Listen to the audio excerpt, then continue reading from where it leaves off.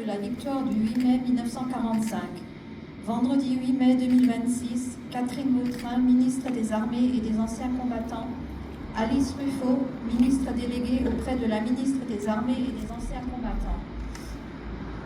Il y a 81 ans, dans la nuit du 6 au 7 mai, à Reims, était signée la capitulation sans condition de l'Allemagne. Le 8 mai 1945, enfin, après des années d'épreuves, d'horreurs et de combats, l'Europe était libérée de l'emprise totalitaire et génocidaire nazie.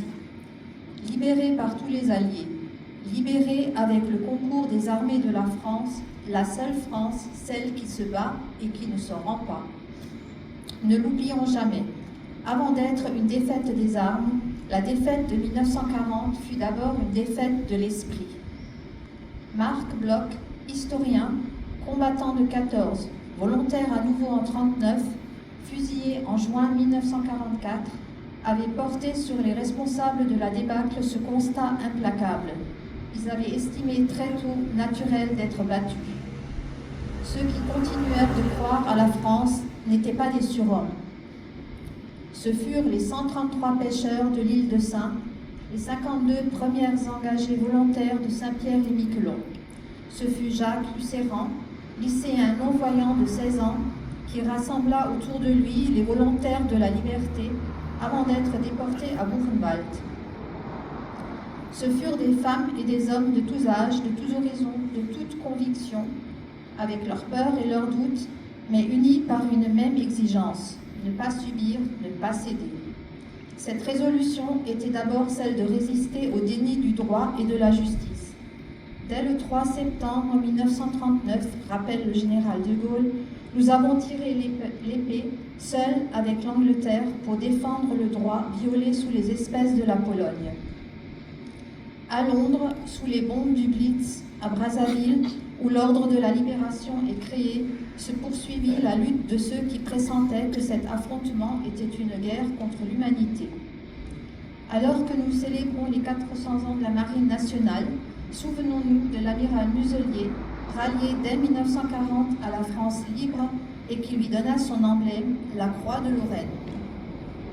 Souvenons-nous des sous-mariniers du Casabianca, déjouant la vigilance ennemie pour armer la résistance en Corse.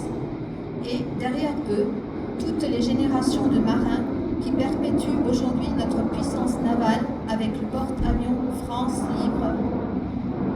Souvenons-nous des commandants Kieffer débarqués à l'aube du 6 juin 1944.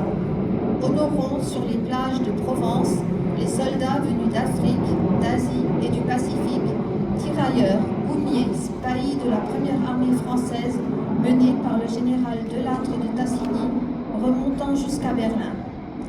Delattre qui, face à ce qu'il appelait les puissances multiples du mensonge, dira « Nous avons découvert tout le prix de notre civilisation en éprouvant sa fragilité. » Rappelons-nous Simone Weil, rescapée d'Auschwitz, qui fit de sa vie une œuvre de réconciliation et de paix.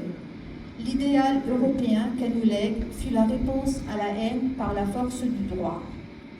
Cette victoire était celle du respect de la souveraineté de chaque peuple et de la dignité de chaque personne, contre ceux qui voulurent réduire notre continent à un empire de maîtres et d'esclaves.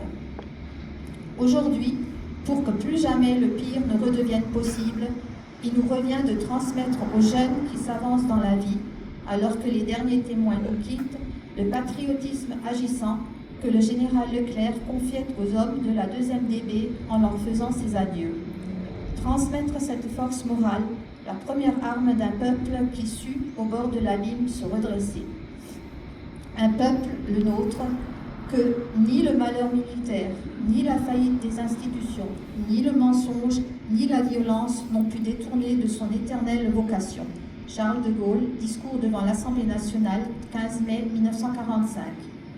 Vive l'Europe libre, vive la République et vive la France!